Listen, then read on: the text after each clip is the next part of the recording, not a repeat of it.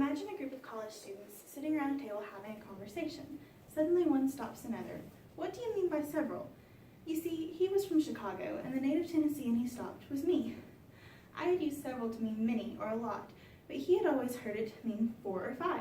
There has been a long history of language differences or dialects in America, and this can be seen by simply talking to someone from another state or by studies done by linguists. A PBS report in 2005 titled, "Do You Speak American?" argued, quote, "No region of the U.S. is without a dialect. Every speaker of English uses a dialect," end quote. This can cause misunderstandings when talking to people from other states, but when we're aware of it, we can become better communicators. So today, I'm going to inform you on 3 reasons research shows why these language differences happen. And these are popular culture, socioeconomic factors, and a need for identity. So how many of you can tell me what a hashtag or a selfie is? Why? Because it's a part of our popular culture. So now we're going to talk about why popular culture influences dialect. Popular culture is all around us. It influences every aspect of our lives, including our language. Big cities such as New York or Orlando become cultural centers that send language shifts outward. In her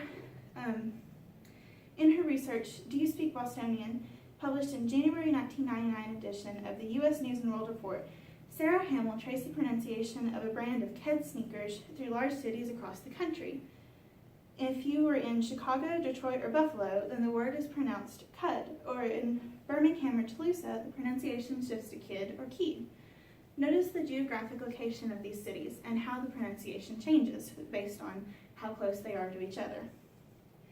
Over time, and with the rise of technology, some dialects have merged together to create a more regional dialect. In Do You Speak Bostonian, Sarah Hamill notices that the Midwest dialect has merged together to form, as she calls it, the TV news anchor English standard that has become a countrywide standard for TV. So, popular culture spreads dialects and allows regional barriers to form, and we've seen how that influences. Now we are going to turn to socioeconomic factors. Socioeconomic factors that influence dialect are occupations in the area, gender, and class. An individual's occupation will influence the jargon and slang that they use. Consider if a new word for coal cropped up in a Virginia coal mine. You probably wouldn't hear it along the beaches in North Carolina. This is because it is regional to the Virginia occupation, even though these are neighboring states. One finding of Zhao and Fan in their 2013 study, A Social Linguistic Study of American Slang, is that, quote, "Most American slang is created and used by males." This implies that most dialects are formed by males, but this has been influenced by the fact that often women are not found in the occupations where slang and jargon originate.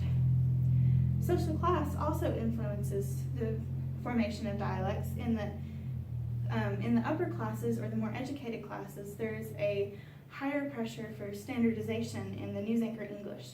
You can see this on any college campus in that most students feel the need to drop some of their native dialect for the standardized English. So we have seen how popular culture and socioeconomic factors affect dialects. Now we will turn to perhaps a more surprising factor, and that is the need for identity and belonging. Everyone feels the need for identity, and a common dialect can give us a sense of belonging. Consider a child whose parents moved to a new region before they were born.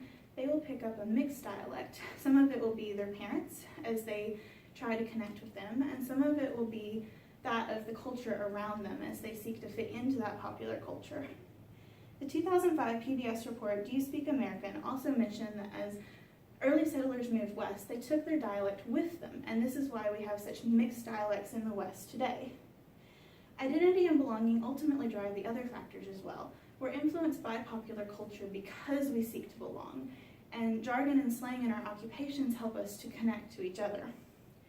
A college student seeking to fit into their new home may drop their native dialect in an effort to fit in, or they may seek out others like them in order to find that community.